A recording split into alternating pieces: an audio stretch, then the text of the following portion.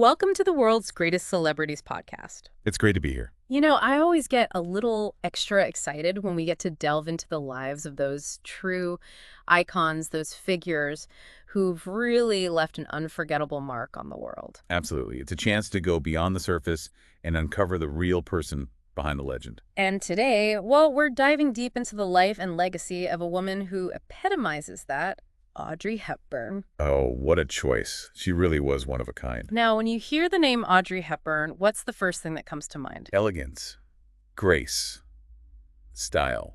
That's something that made her stand out from everyone else. It's true, but, she was so much more than just a fashion icon or a celebrated actress, and that's what we're going to explore today, isn't it?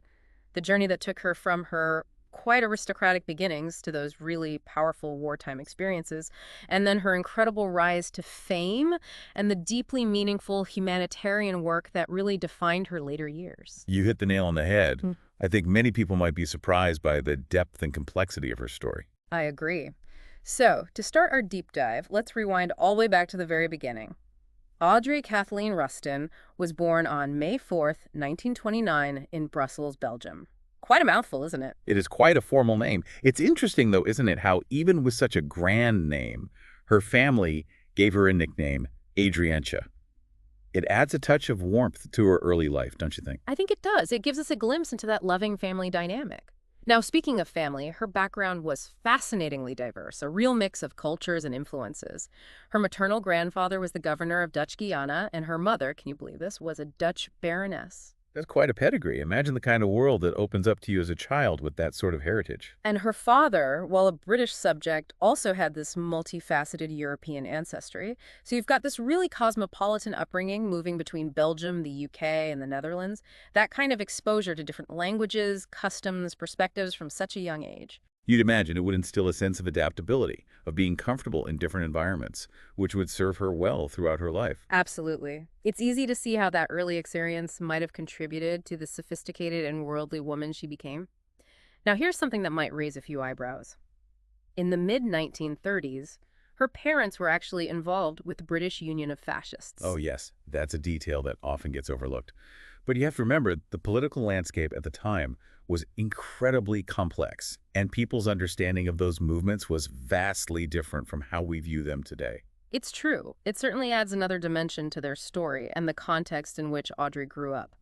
Now, a major turning point in her childhood came in 1935 when her father abruptly left the family. She later described this as the most traumatic event of her life, and it's not hard to see why. The sense of abandonment, the disruption to her world, it must have been incredibly difficult to process as a young girl. Imagine the impact of that, the feelings of insecurity it must have created. And following her father's departure, Audrey and her mother moved to Arnhem in the Netherlands. This was just before the outbreak of World War II, and they were hoping, like many, that the Netherlands would manage to stay neutral. A hope that, tragically, was dashed quite quickly. The German occupation of the Netherlands brought incredible hardship and suffering to the country, and Audrey's family was deeply affected. Profoundly so.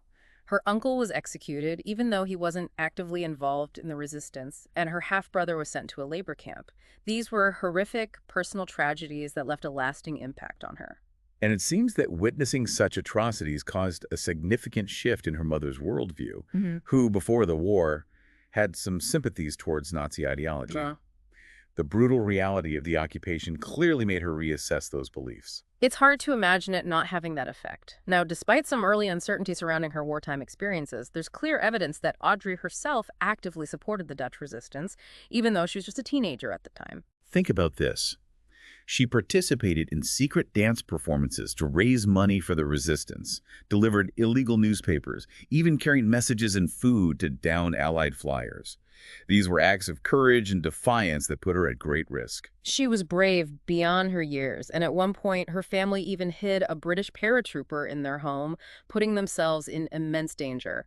It's really quite extraordinary when you consider the danger she was facing. And she was also volunteering at a hospital that was secretly supporting the resistance, witnessing firsthand the bravery and resilience of those fighting for freedom. But there was also immense suffering and tragedy. She witnessed the transportation of Dutch Jews to concentration camps, an experience that left an unforgettable mark on her. She later described seeing those crowded trains, the look on people's faces, the fear, the despair. It must have been utterly haunting. It's impossible to grasp the full extent of what she witnessed during those years. And then, of course, there was the devastating Dali famine of 1944-45. Audrey and her family, like so many others, endured severe malnutrition, surviving on meager rations, even resorting to eating tulip bulbs. You can only imagine the impact on her health, both physically and emotionally. And even after the war ended, she became gravely ill, but thankfully she was saved by penicillin that her mother managed to obtain.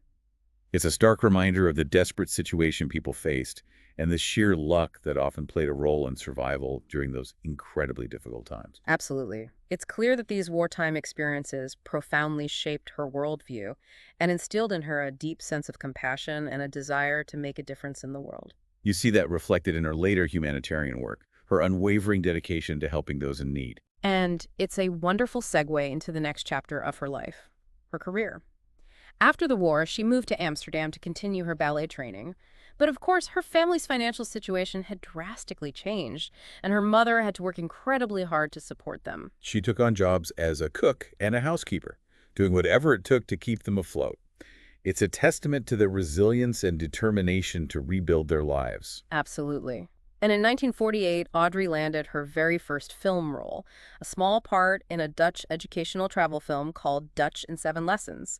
It wasn't exactly a glamorous Hollywood debut. But every journey has to start somewhere, right? Yeah. And it gave her that first taste of being on a film set, that initial spark of possibility. Exactly. And later that same year, she moved to London and secured a ballet scholarship, allowing her to pursue her passion at a higher level. It was a fantastic opportunity, but it still required immense dedication and sacrifice. Even with the scholarship, she had to supplement her income with modeling work and took on various odd jobs to make ends meet. She was always working, always pushing herself. But then came a difficult moment. Despite her talent and commitment to ballet, she was told that her height and the lingering effects of malnutrition from the war might prevent her from reaching the very top ranks of a prima ballerina. That must have been a tough pill to swallow, especially after dedicating so much of her life to dance. But, it's a testament to her character that she didn't let it defeat her. Instead, she adapted, showing incredible resilience and determination. She did. She decided to shift her focus to acting and started appearing in West End musicals as a chorus girl, learning the ropes, building experience. And, always striving to improve, she even took elocution lessons to further refine her voice and accent. She was clearly dedicated to honing her craft and exploring all avenues in the world of performance. That led to her registering as a freelance actress and securing small roles in various films and even a BBC television play. She was slowly but surely making her mark. Her first truly substantial supporting role came in 1952 in the film Secret People. Interestingly, she actually played a ballerina in the film and even got to perform some of her own dance sequences. It's lovely that she was able to incorporate her ballet background into her acting career, at least for a while. And then came a stroke of pure serendipity, a true Hollywood-discovered moment. Tell me about it. While filming a small part in the movie Monte Carlo Baby in 1952, she happened to catch the eye of none other than the celebrated French novelist Colette. Imagine that. Colette was immediately struck by Audrey's presence, and as fate would have it, she saw in her the perfect embodiment of the lead role in her Broadway play, Gigi.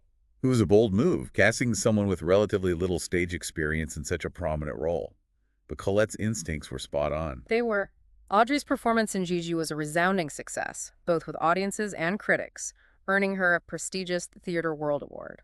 And not only was the play a hit on Broadway, but it went on a successful tour as well, further solidifying her reputation as a rising star. That success paved the way for her breakthrough role in 1953, and what a breakthrough it was. 1953 was a truly pivotal year for her. She landed the starring role in the romantic comedy Roman Holiday, alongside the already well-established Gregory Peck. Talk about a leap from chorus girl to leading lady. And she absolutely shone. Her performance as Princess Anne was just captivating, capturing this perfect balance of regal grace and youthful exuberance. Audiences and critics were completely charmed. It's no surprise, then, that she swept the awards that year for that performance. She won the Academy Award, the Golden Globe, and the BAFTA Award for Best Actress. Remarkably, she was the first actress ever to win all 3 awards for the same role. It really solidified her place in cinematic history and launched her into a whole new stratosphere of stardom. The film itself was a huge international success, and Audrey Hepburn became a household name overnight. She was quickly signed to a 7-picture contract with Paramount Pictures, securing her future in Hollywood. And beyond her talent, it became clear that she possessed this unique and captivating personal style. She wasn't just an actress, she was quickly becoming a fashion icon. Her elegance, her grace, that classic timeless look, it resonated with audiences worldwide. And in 1954, she further solidified her place in Hollywood with another stellar performance in Billy Wilder's Sabrina, where she starred opposite two giants of the screen, Humphrey Bogart and William Holden. That's an intimidating lineup for any actress, let alone one who is relatively new to Hollywood. But she held her own brilliantly, showing incredible comedic timing and a natural chemistry with both Bogart and Holden. She received both Academy Award and BAFTA nominations for her performance in Sabrina, proving that Roman Holiday was no fluke. She was a true talent with incredible range. And in a testament to her enduring love for the stage, that same year she returned to Broadway in the play Undine. Her performance as a captivating water nymph earned her a Tony Award for Best Actress. Imagine that, winning a Tony Award just days after winning her Oscar for Roman Holiday. It's an incredible achievement, and it's worth noting that she married her Undine co-star, Mel Ferrer, that same year, a relationship that would play a significant role in her life for the next decade and a half. It seems that both personally and professionally, everything was coming up roses for her, and her global popularity continued to soar. In 1955, she received a Golden Globe for World Film Favorite, a clear indication of her international appeal. And then she took on a string of truly memorable roles throughout the rest of the 1950s, from sweeping historical epics like War and Peace to charming musical comedies like Funny Face. She tackled a diverse range of genres with grace and aplomb. It's fascinating to see how her early experiences, especially her multilingual upbringing, allowed her to embody characters from different cultures and time periods so convincingly. In War and Peace, for instance, she brought a real depth and authenticity to her portrayal of Natasha Rostova, a young Russian countess caught up in the Napoleonic Wars. And then came Funny Face in 1957. Not only did she give a delightful comedic performance, but she even showcased her singing talents, performing some of her own vocal parts. That film really solidified her image as a fashion icon, with those iconic Givenchy designs. And who can forget that incredible dance sequence in the Louvre? It's pure cinematic magic. And then, in 1959, she took on a much more serious and demanding role in The Nun's Story, playing a young woman who enters a convent and faces immense emotional and spiritual challenges. Her performance earned her widespread critical acclaim and another Academy Award nomination. It's a powerful and moving film, and you can really see the depth of her commitment to the role.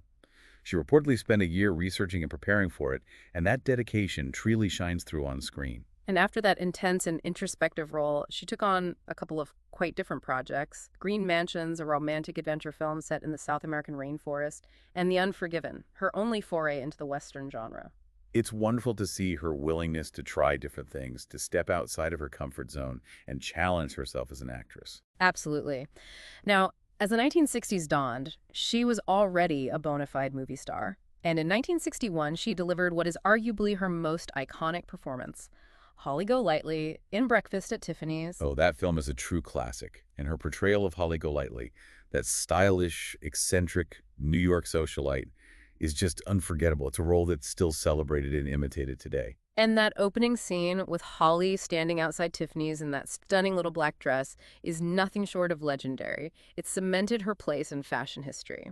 And it's interesting, because despite playing this seemingly extroverted and carefree character, Audrey herself was known to be quite introverted in real life. She admitted that playing Holly Golightly was actually one of the most challenging roles of her career. It's amazing how convincingly she could embody characters that were so different from her own personality. It speaks to her incredible talent and versatility as an actress. In fact, that same year, 1961, she starred in The Children's Hour, a powerful drama that dealt with really sensitive social issues. That's right. It was quite a departure from the lightheartedness of Breakfast at Tiffany's.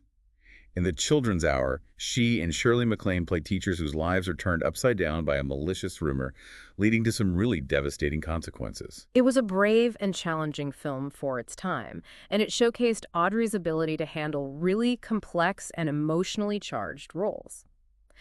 Then, in 1963, she returned to that charming, light-hearted style with Charade, a delightful comic thriller where she starred alongside Cary Grant. Oh, what a pairing. Their on-screen chemistry was just electric. They had this perfect blend of wit, sophistication, and playfulness, No wonder she won another BAFTA for her performance. And the stories from the set of that film are legendary. Cary Grant, who was quite a bit older than Audrey, was initially a bit hesitant about the age difference between their characters. But they cleverly adapted the script, making her character the one who pursues his, which added a fun dynamic to their interactions. And apparently Grant was so charmed by Audrey that he even said working with her was like getting a Christmas present. Now, Paris, When It Sizzles, another romantic comedy that was filmed before Charade but released in 1964, reunited her with William Holden. However, it sounds like the production of that film was plagued with some challenges. There were reports of tension on set and some creative differences. It wasn't her most successful film, but even so, her performance was still praised, with many critics noting her undeniable charm and charisma. And then we come to the grand spectacle of My Fair Lady, also released in 1964. This film was highly anticipated, and Audrey's casting as Eliza Doolittle was met with a mix of excitement and controversy. It was a bold choice. Julie Andrews had originated the role on stage to great acclaim, and many felt she should have been given the part in the film adaptation. But Audrey threw herself into the role, taking extensive vocal lessons and working tirelessly to perfect Eliza's accent and mannerisms. However, in the end, the decision was made to dub most of her singing parts. A decision that, by all accounts, she wasn't entirely happy about. But even with that element, her performance was captivating, and the film itself was a massive success, cementing its place as a cinematic classic. It truly is one of those iconic films that people revisit time and time again. And after My Fair Lady, she continued to take on a variety of roles, showcasing her versatility and range. How to Steal a Million, a stylish heist comedy, Two for the Road, a complex and nuanced exploration of a marriage, and then Wait Until Dark. Wait Till Dark, released in 1967, is truly a standout performance. It's a suspenseful thriller where she plays a blind woman who's terrorized by intruders. The role required her to convey vulnerability and strength in a very different way, and she did it with incredible skill and authenticity. She even earned her final Academy Award nomination for that role. It's a testament to her talent and dedication that even at the height of her fame, she was still taking on roles that challenged her and pushed her as an actress. It's remarkable. Now, after 1967, you start to see a shift in her priorities. She began to step back from acting, dedicating more of her time to her family and personal life. It makes sense. She had achieved incredible success in Hollywood, and it was perhaps time for her to explore other aspects of her life. She did make a few more film appearances, though. Her attempted comeback in Robin and Marian in 1976, where she starred opposite Sean Connery, was generally well received. Yes, that film had a certain charm to it. They played an older Robin Hood and Maid Marian, reflecting on their legendary past. It was a lovely, mature performance from both of them. She also appeared in films like Bloodline, and they all laughed. And her final film appearance was a cameo in Steven Spielberg's Always in 1989, a sweet and fitting end to her cinematic career. And her creative energy didn't stop there. In a completely different vein, she went on to host a PBS documentary series called Gardens of the World with Audrey Hepburn. What a lovely project. It showcased her love of nature, her appreciation for beauty, and it really resonated with viewers. She even won a posthumous Emmy Award for her work on the series. And proving that she was a woman of many talents, she also recorded a spoken word album of classic children's stories called Audrey Hepburn's Enchanted Tales. It was released after her passing and won her a posthumous Grammy Award. That's incredible. She achieved EGOT status, Emmy, Grammy, Oscar, and Tony. A true testament to her incredible talent and her impact across multiple forms of entertainment. Absolutely. Now let's shift gears and talk about another truly remarkable aspect of her life, her humanitarian work. Her involvement with UNICEF, the United Nations Children's Fund, started way back in 1954, incredibly early in her career. It's amazing that even as her star was rising in Hollywood, she felt compelled to use her platform for good. In the 1950s, she narrated radio programs for UNICEF, often retelling children's stories that touched on the themes of war and displacement. Perhaps those stories resonated with her own wartime experiences. Maybe. And it shows how deeply those experiences stayed with her, shaping her worldview and her desire to make a difference. And in 1989, she took on an even more significant role. She was appointed a Goodwill Ambassador for UNICEF, a position that allowed her to advocate for children's rights on a global stage. And she did it with such passion and commitment. She traveled to some of the most impoverished and war-torn regions of the world, witnessing firsthand the immense challenges children were facing. Think about this. She visited places like Ethiopia during the devastating famine, Turkey, South America, Sudan, Bangladesh, Vietnam, and even Somalia during the Civil War. These weren't just publicity stunts. She really immersed herself in those situations, meeting with children and families, listening to their stories, and using her voice to amplify their struggles. In Ethiopia, she was particularly moved by the plight of children suffering from malnutrition. She spoke out about the man-made nature of famine, arguing that it wasn't simply a natural disaster, but a consequence of conflict, poverty, and political inaction. And in other places, she witnessed the incredible work that UNICEF was doing to improve the lives of children. She saw how immunization campaigns were saving lives, how clean water projects were improving health, and how education programs were giving children hope for a brighter future. She used every opportunity to raise awareness and advocate for change. In Sudan, she spoke about the impact of civil war on children, the trauma they experienced, and the desperate need for peace. And even in her final months, despite battling cancer, she traveled to Somalia, describing the situation there as truly horrific. Her dedication and her compassion never wavered. It's truly inspiring. In recognition of her tireless humanitarian work, she was awarded the U.S. Presidential Medal of Freedom in December 1992, just a few weeks before she passed away. And posthumously, she was honored with the Jean Hersholt Humanitarian Award by the Academy of Motion Picture Arts and Sciences, a truly fitting tribute to her legacy of compassion. UNICEF also honored her memory with a beautiful statue at their headquarters in New York, a constant reminder of her commitment to children's well-being. And the United States Fund for UNICEF established the Audrey Hepburn Society to continue her vital work. Her humanitarian work is perhaps the most enduring aspect of her legacy, a testament to the power of one person to make a real difference in the world. Now, beyond her public persona, let's take a moment to delve into her personal life, a life that was, in many ways, as fascinating as her on-screen career. Absolutely. We already mentioned that she married her Ondine co-star, Mel Ferrer, in 1954. They had a son together, Sean, but the marriage ultimately ended in divorce in 1968. After that, she married an Italian psychiatrist, Audrey Ada, in 1969, and they had another son, Luca. But that marriage, too, unfortunately ended in divorce in 1982. And in the later years of her life, she found love and companionship with the Dutch actor Robert Wolders. They never officially married, but by all accounts, they shared a deep and loving bond. She often referred to those years with Robert as the happiest of her life. Sadly, her happiness was cut short when she was diagnosed with a rare form of abdominal cancer in late 1992. It was a devastating diagnosis, and despite undergoing treatment, her health declined rapidly. She spent her last Christmas in Switzerland with her family and passed away peacefully in her sleep on January 20th, 1993, at the age of 63. The world mourned the loss of a true icon. Her funeral was a poignant affair, attended by family, friends, and representatives from UNICEF, a testament to the many lives she touched. And her legacy continues to resonate today. The American Film Institute ranked her as the third greatest female screen legend from classical Hollywood cinema, and her image remains an enduring symbol of elegance and grace. Her fashion sense, particularly her collaborations with Hubert de Givenchy, continues to inspire designers and fashion lovers around the world.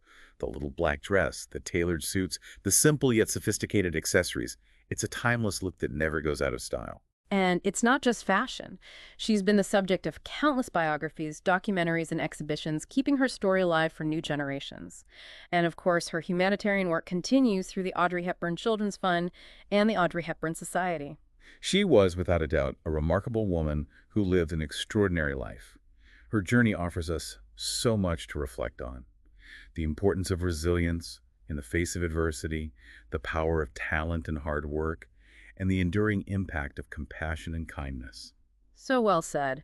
For those listening who want to learn more about this incredible woman and other fascinating figures, visit worldsgreatestcelebrities.com. It's a fantastic resource for exploring the lives of those who've shaped our world. Thank you for joining us for this deep dive into the life and legacy of Audrey Hepburn. It was an honor to share her story with you. And thank you for listening to the World of Greatest Celebrities podcast.